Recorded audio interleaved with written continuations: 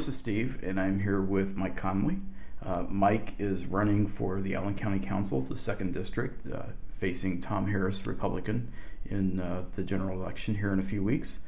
Mike, we appreciate your time this morning. Yes, good morning. Yeah. I'm glad to be here. Yeah, I am too. Finally. Yeah. Well, we wanted to kind of get together and talk a little bit about you, maybe for people who don't know you. Why don't you share a little bit about your background? Well, I'm going to start at the beginning. I was born in Kendallville, Indiana, and we went on and eventually moved to Angola, Indiana. I went to high school. I'm an Angola high school graduate. Went on to college at IPFW. I have a bachelor's degree in interpersonal communications. I have a minor in psychology and a minor in philosophy. So that's my educational background. As far as employment background, I am a business broker. And what that means in essence is I sell businesses. And it's a family business that my mother opened it about 30 years ago. So I've been around it my whole life, basically.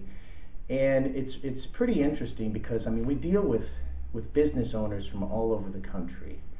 I mean, I'm dealing with a group out of Connecticut right now, talking to a guy out in Maine, Detroit. I mean, you really get a good feel of what's going on out there.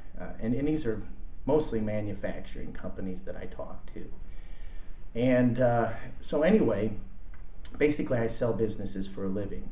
Now what that's also done from a background standpoint is it's opened up the door for other opportunities for my family.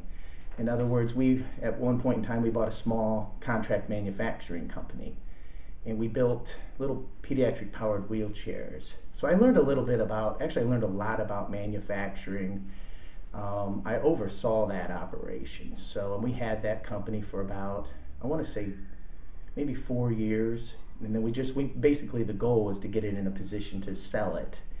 And we did that. So that was a life experience because, I mean, I traveled the country, and I met a lot of kids in wheelchairs, and it was a sobering experience, to say the least. But you had to continue to remind yourself that you were helping people, and we were. So so the brokerage, enabled us to buy that. We also bought Mom about, 17 or 18 years ago.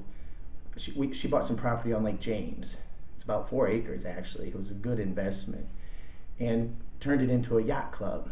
And we have a business called Souls Bay Yacht Club. And basically what it is if you have a boat and you need a place to keep it, you call me and I give you a place to, a pier slip, and we, put in a nice beach area. We have a nice clubhouse, showers. It's turned into a nice business for us. And actually I got involved about 11 years ago. I got involved and we bought out her partner. So I have a really extensive business background that I think would be beneficial at the county level, really in government in general. I think somebody with my background would be very beneficial because, I mean, the county council is basically a fiscal body, as you know, and that's what I deal with is financial statements, balance sheets, P&Ls, budgets. I mean, that's what I do for a living. So that's a little bit about me. I'm also, I guess I'm a professional musician too, so I play a little bit of acoustic guitar. I'm the guy you see in the corner of a restaurant playing nice, mellow acoustic music and singing. So I do that as well. So there you have it. Okay. Oh, my reason, I probably should tell you why I wanted to get involved. And it's really a pretty simplistic answer. I mean, I guess, I love Northeast Indiana. I've lived in Northeast Indiana my whole life. I've lived in Fort Wayne for over 20 years now. And I really just want to make a difference.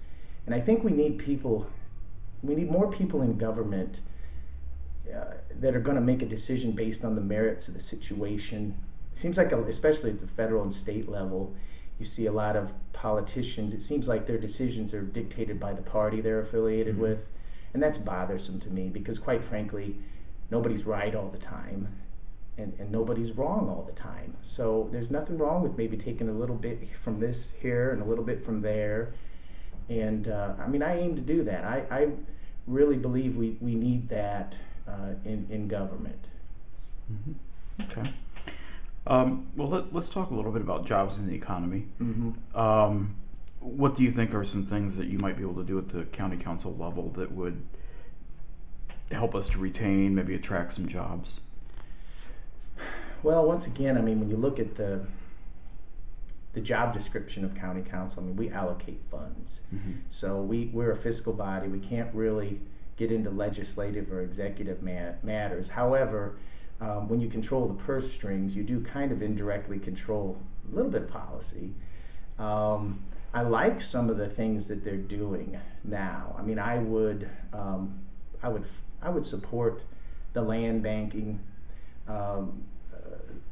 system that they're talking about, which is, what is it, about $5 million they're putting into an account, and they're going to purchase bare land and basically get the zoning where it needs to be, because the days of a company just coming to an area and looking at a cornfield and saying, oh, okay, we want to maybe buy that. You have to be further along, and we have to be ready for those companies, because quite frankly other communities are already doing it. You know, so if you want to be at the table when it comes to bringing in business, which of course brings in jobs, those shovel-ready sites are going to be important. Now, the other thing, I guess, one of the things as far as I've learned as far as a broker right now, I'd have to say that land banking shovel-ready site scenario is a long-term approach. I don't think there's a lot of companies out there that are buying land right now and building a brand new facility.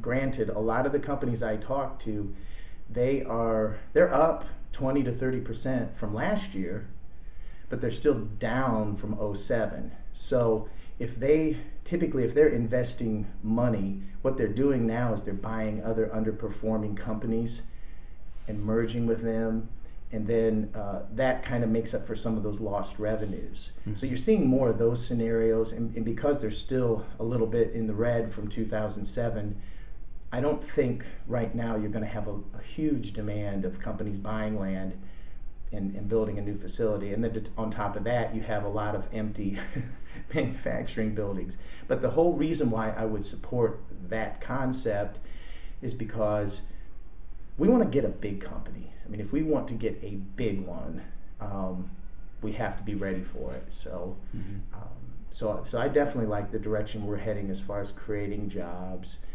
and getting companies into our region, hopefully. Are you concerned about the public, in a sense, being on the hook for some of the land purchases? You know, some people have talked about leasing land, lease to purchase sort of deal. I think you either have to commit to doing it or not. I mean, if it doesn't make sense to me to lease it, and then you're going to put money into developing it anyway. So I mean, if you're going to make that investment, I think you should buy it. I really do. You know, that's where I feel on that. And I don't think the public's on the hook. I mean, we can't. I don't think we can sit idly. You know, Bill Brown, he'll mention more than once, I mean, it takes money to make money, and I subscribe to that to a certain point, you know.